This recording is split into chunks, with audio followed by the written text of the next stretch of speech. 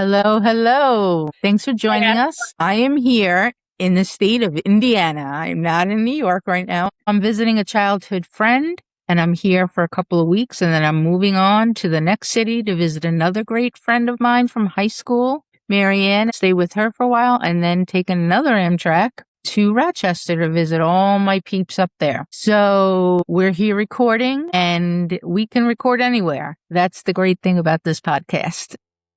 I'm a whole room here.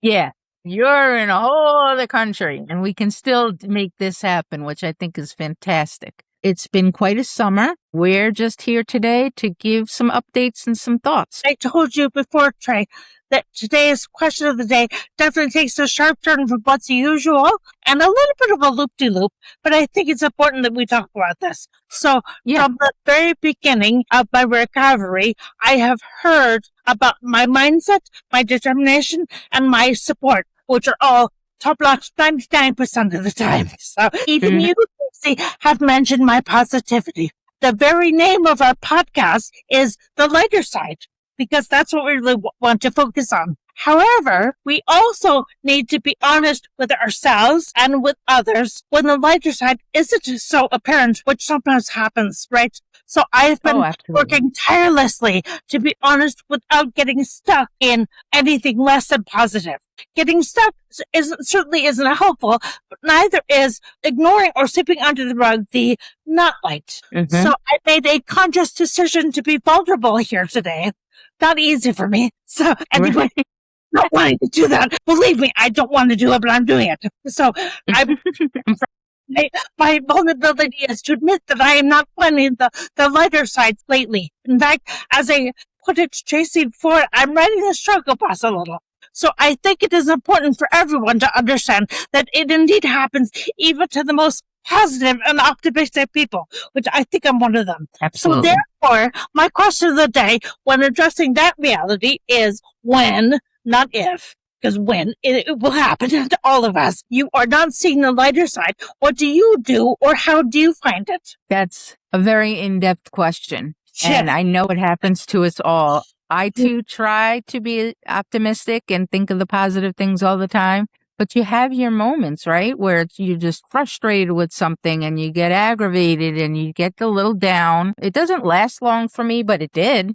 It absolutely did early on. I mean, 22 years out, I've kind of just brushed a lot off. But there are still times that I'm frustrated, or I'm just like, I wish my other hand would work, or I wish my foot would just cooperate and I won't have to wear this uncomfortable brace, things like that. So what helps me, I guess, is trying to get out of the mindset. It's hard. It just depends on the actual subject or thing that's making me upset or angry. So it's always like changing scenery, right? Like getting out of that mindset.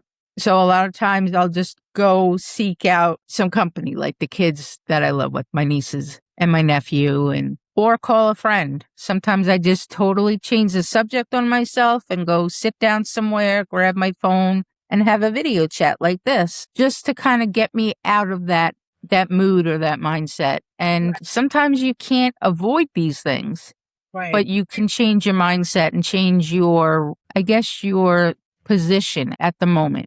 So I guess that's how I deal with it. How do you try to deal with it? Well, and in listening to you, Tracy, I think it's also important to aim for progress, not perfection. If you get a little bit better, then that is progress. And I think also, it's funny that you started off with some specific examples of things that you might be frustrated with. But sometimes you are just feeling bleh, with no specific reason or anything. And I think that it's important for people to understand that that is a reality.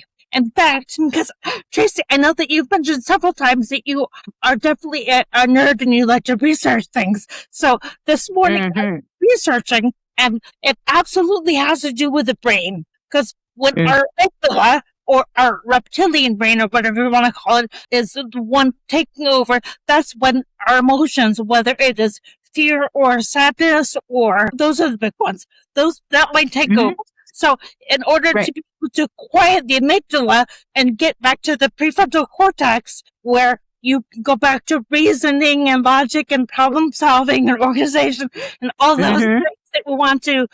I think you're really onto something, Trey. Sometimes it's just changing the channel. It's doing something a little different. Like if we keep doing the same thing and expecting different results, crazy. So we definitely need to change things. And I also, I know that it probably sounds a little like you might want to roll your eyes when I say gratitude, but for me, I go to like, okay, today I might be thrilled because I won $10,000 in the lottery. That's what I'm grateful for. But tomorrow it might be that I woke up and took a shower. And to be able to be grateful for something, even if it's just waking up and taking a deep breath or having a cup of coffee. But to be able to focus on, okay, there's something to be grateful for. There's a long list of things to be frustrated with, annoyed with, sad about, scared of, for sure. And I want to be very clear that we could sit here all day and talk about the personal things that could make us feel that way, but there's also things going on in the world that could also amplify what we're feeling. Oh, yeah. So absolutely. I just feel that it's important. And this is, I hope that someone is listening and gets something out of this. This is, selfishly speaking, so important for me to be able to know that I can be vulnerable. Because I think so often the most challenging parts of healing and recovery are invisible to other people. They can't see energy. They also can't see your mindset or your feelings. They can't see that. Right. So, and I find when people say to me, "How are you?" I will maybe get a little sarcastic and I'll say, "Living the dream." Because I'm like, "How the hell do you think I am?" Isn't it obvious? but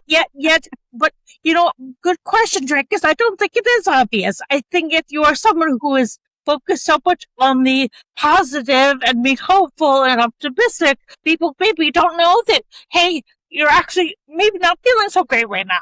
Or you may be feeling a little bit like wake up in the morning and like, oh, here we go again. Here we go. Yeah. I want to touch on something you said. I'm talking right now to people that this has just happened to.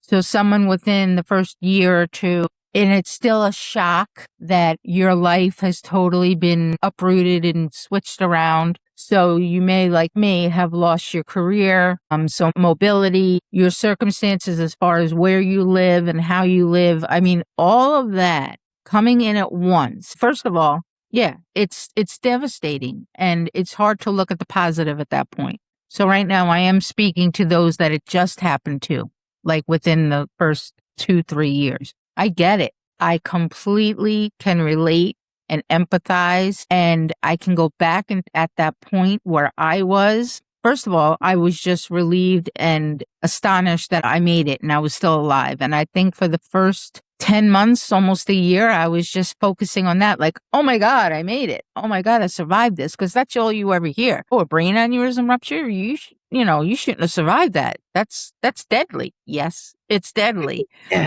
So we are grateful that we made it. And we do just celebrate, I think, that first several months or even year that you don't think of everything that's affected. You're just like, oh my God, I'm still here. So you just take in all that. Okay. I'm not, I can't move as quickly as I did. I'm always in this brain fog. I always, get overstimulated or get a headache or whatever it is that we deal with on a daily basis. I don't think I really focused on that in the first year. It was just, all right, I'll deal with it. I'll just go take a nap. I'll just, stay home instead of going to an outing or whatever. Right. And just keep saying, I made it. I made it. Be happy that you made it. And I think that's just how we are told to, or everyone around us says, well, at least you made it. Yeah, like at least you survived. So we focus on that. And then the reality sets in. So now you are past the whole celebration and thankfulness that you made it. And now you have to think of, I don't get up every morning and get ready for work. I don't get up and work with, in my case, children, at the learning center where I was directing, but also teaching. I was also substituting and, and going for my master's for education. And I had all that to look forward to. So I was going to start classes for the master's program, and I was energetic. I had just gotten back from Vegas. I was still traveling whenever I wanted to. I could just jump on a plane or drive, take a road trip, and not think too much about it. Just make sure my car was okay for the ride, and go drive 8 hours and go visit my friends up in Rochester or in Ohio or in Indiana, where I am now. And then you realize everything that it entails now. The energy levels and getting everything else coordinated. Like, I have to make sure that I had doctor's appointments all before I left. On my medication, I have to call CVS today and make sure that now I am on blood thinners because of the clots. I didn't really think about that stuff.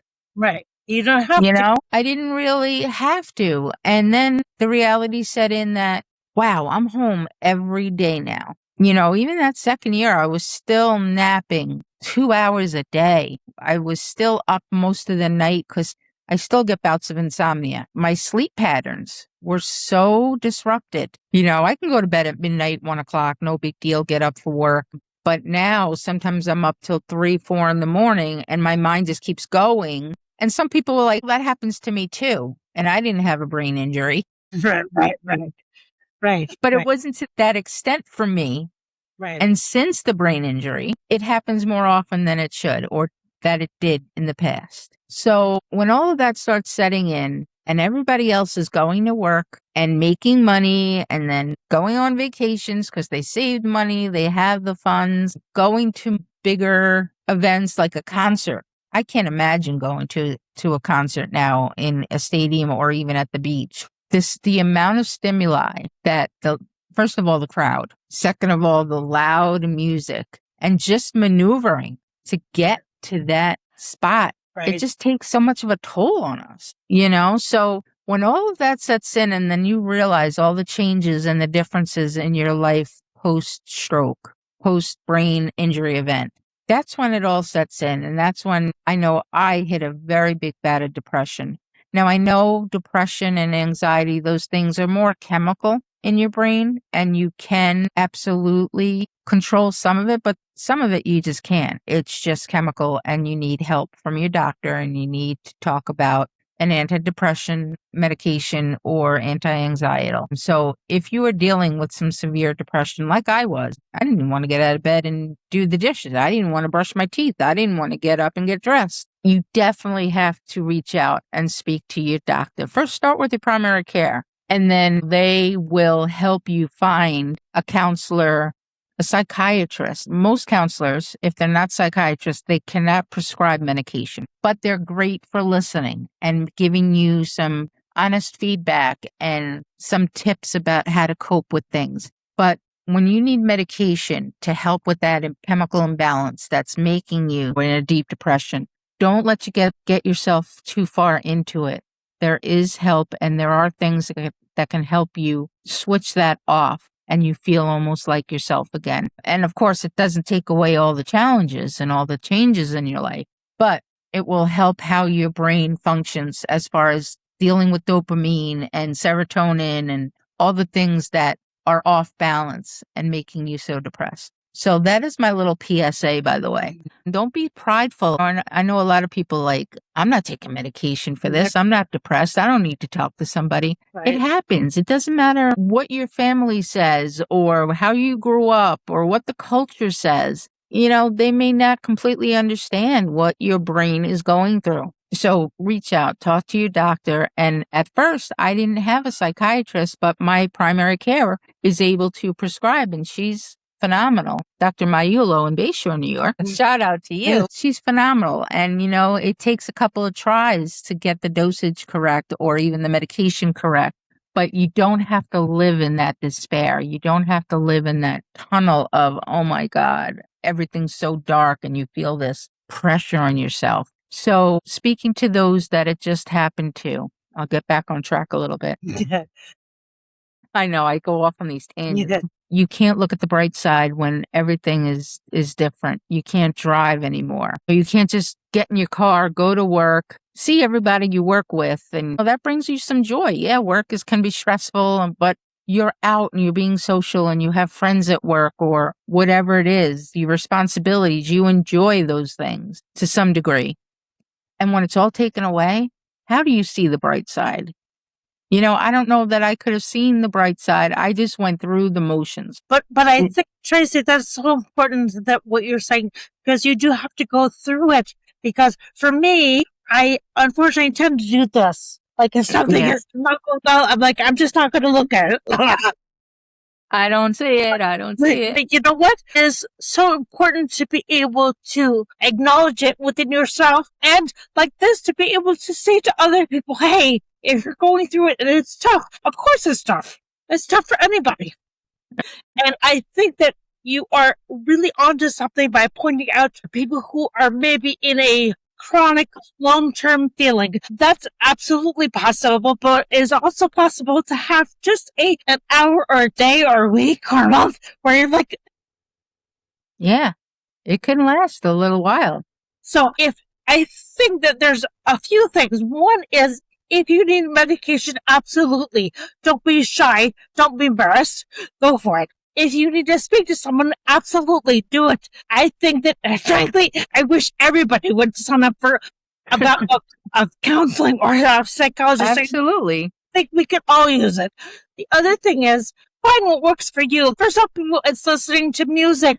For some people, it's like myself. It's writing. For some people, it's chatting with a friend. For some people, it's watching a movie. Like, find what works for you. And I have been so consistent with saying, I don't know the way. I just know my way.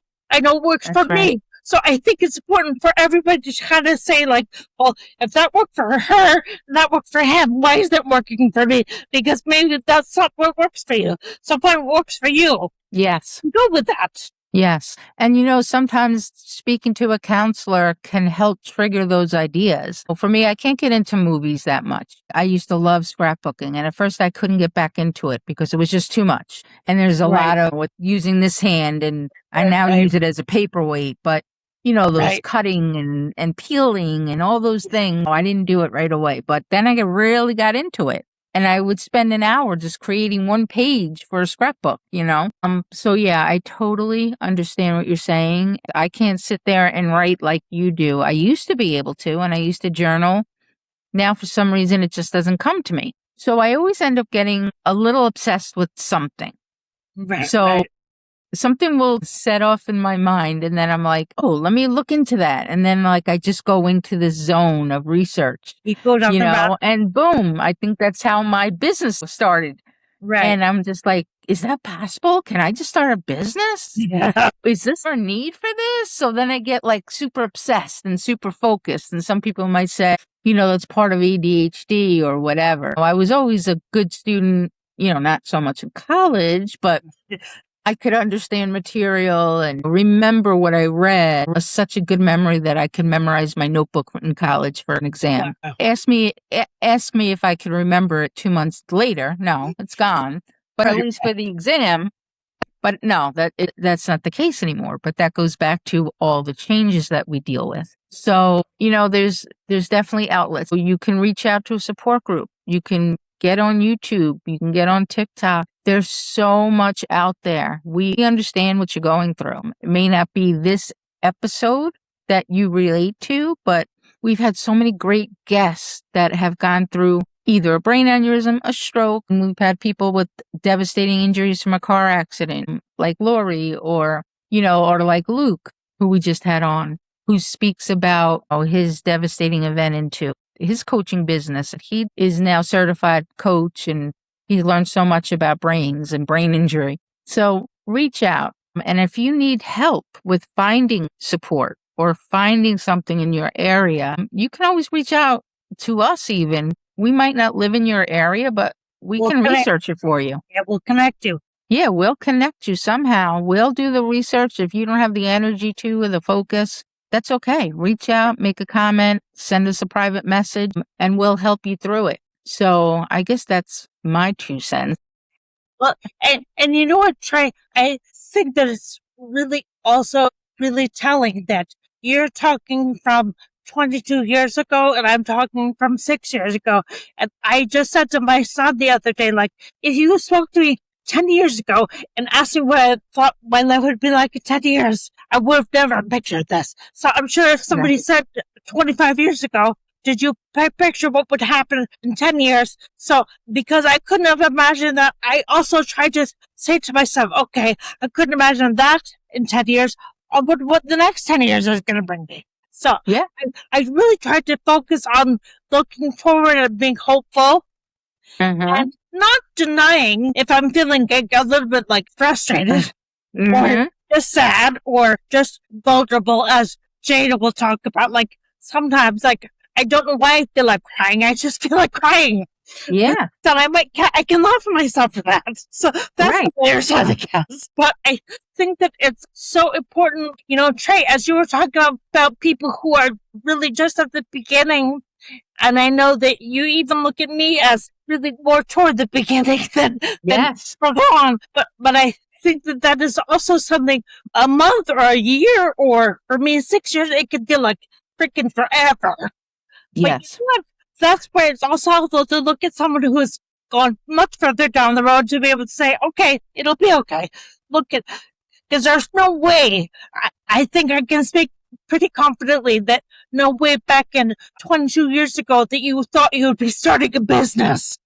Absolutely not. Or even a podcast. Right, exactly. What the heck would I talk about? So see, who knows what will be for anybody who is feeling like, I have no idea how to face this, because there's people out here who also, even 22 years later, you probably still have moments of doubt, of sadness, because that's just reality. And I don't think that is a ruptured aneurysm or acquired brain injury. I think that's because you're human. Yes, right. Absolutely. Everyone has blah days, blah weeks. That's right. And so therefore, sometimes you need to borrow a bright light from other people. So that's where, if you need to reach out to a friend or reach out to a loved one or reach out to a favorite song or a favorite show, whatever it is, reach out to borrow what you need. If you don't have it, absolutely. Absolutely. You're totally right. Well, Bren, I want to continue this conversation, but I want to have another episode with you. So I think we already gave our tip of the day. There was a whole episode of tips. Yeah, absolutely. So I will talk to you very soon and we'll continue with this conversation, okay? Sounds good. All right. Great. Thanks, everyone. We'll see you soon. Bye.